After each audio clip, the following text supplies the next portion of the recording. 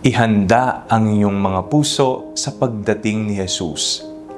Ako po si Father Fiel Pareha at ito po ang ating segment, ang Daily Devotion, na kung saan tayo po ay magdarasal, magbabasa at magdinilay kasama ng salita ng Diyos sa buong taon. Manalangin tayo. Sa ngalan ng Ama, ng Anak at ng Espiritu Santo. Amen. Halina, banal na Espiritu, liwanagan mo ang aming puso at isip, nang maunawaan at may sa buhay namin ang iyong salita. Amen. Our Bible passage for today is from the Gospel of St. Matthew, chapter 24, verses 36 to 44, and I read it for you. But about that day and hour no one knows, neither the angels of heaven nor the Son, but only the Father. For as the days of Noah were, so will be the coming of the Son of Man. For as in those days before the flood, they were eating and drinking, marrying and giving in marriage until the day Noah entered the ark. And they knew nothing until the flood came and swept them all away.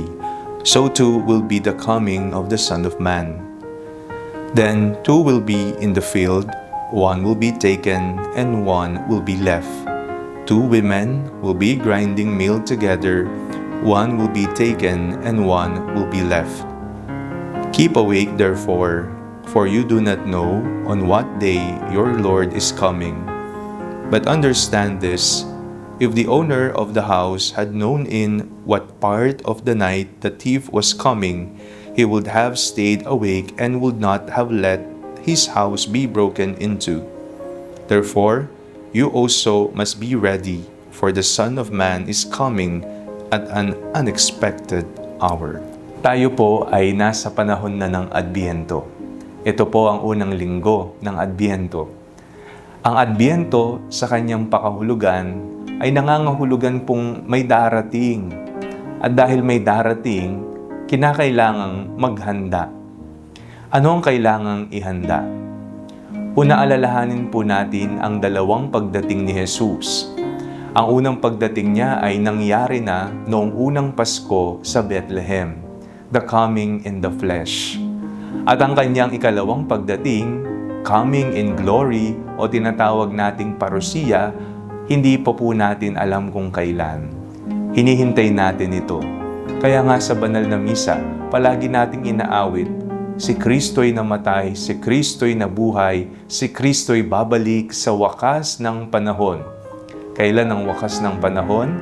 Ang sabi ng banal na kasulatan, about that day and hour no one knows, neither the angels of heaven nor the Son, but only the Father. Kaya tayo ngayon ay naghahanda para sa Adbyento. Ano ang mainam na paghahanda na kailangan nating gawin? Ito ba'y paghahanda ng mga external na bagay? Ito ba'y paghahanda, paglilinis ng ating tahanan ng mga simbahan? Ang paghahanda na hinihingi ng Panginoon ay ang paghahanda ng ating mga puso. Jesus comes to us every day in our lives, in our hearts. Kaya mas mainam na ang puso natin ay linisin, ang puso natin ay buksan. At kung ano man ang mga bagay o sino man ang mga nagahari-harian dyan, kailangan nating tanggalin para magkaroon ng espasyo para kay Jesus. Ang panahon ng Adbyento ay panahon ng paghahanda. Hindi ng external, kung hindi ng internal. Narito po ang maaari nating gawin. Una, pagdarasal. Nagdarasal pa ba ako araw-araw? Ang aking bang pagdarasal ay puro lamang paghingi sa Diyos? Meron ba akong oras sa pagdarasal na kung saan ako naman ay mananahimik at hahayaan kong mangusap at pumasok sa aking puso si Jesus? Pangalawang maaari nating gawin ngayong panahon ng Adbyento, ito po ay ang pagkakawang gawa. Ang pagtulong sa kapwa, lalo na sa mga may hirap, mga nangangailangan, matatanda at mga may sakit. Tingnan po natin, ang aking bang pagtulong ay para lamang sa mga minamahal ko sa buhay?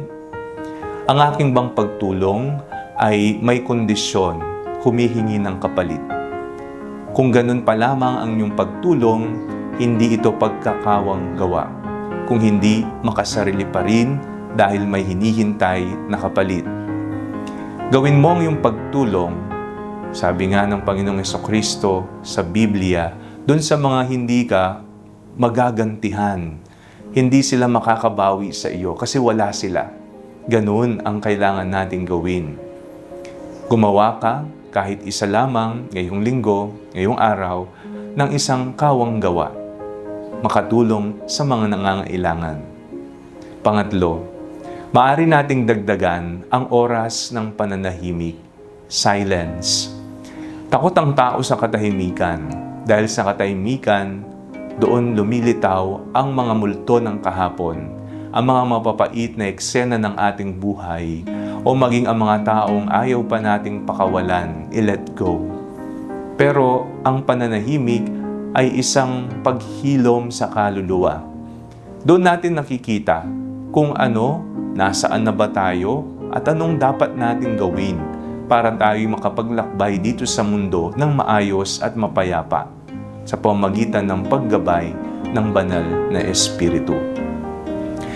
Maghanda tayo kung papaanong si Noe sa Ebanghelyo ay nakapaghanda at sila ay nasagip sa pamamagitan ng tulong ng Diyos. Ang mundo ay lumubog sa baha, pero ang pag-asa na hatid ng Panginoon sa bawat pusong naghanda ay nariyan palagi. Manalangin tayo. Panginoong Jesus, buksan mo ang aming mga puso sa panalangin, sa pagkakawang gawa at sa katahimikan. Mahalin nawa namin ang aming paghahanda para sa higit na ikaluluwalhati mo. Amen. Sa ngalan ng Ama, ng Anak at ng Espiritu Santo. Amen. Huwag po ninyong kalimutang i-like ang video ito, mag-comment po kayo and share it with your family and friends. Ang Panalangin Bago Matulog ay may sariling Facebook page na po. Huwag niyo pong kakalimutang mag-like at mag-follow dito, and do not forget to subscribe to our YouTube channel. I-click niyo lamang po ang link sa comment section ng video ito, o kaya naman po just search Father Fiel Pareha. At kung nais niyo pong maging updated sa ating pagpapahayag, you can join our broadcast channel dito po sa ating Facebook page. God bless you po.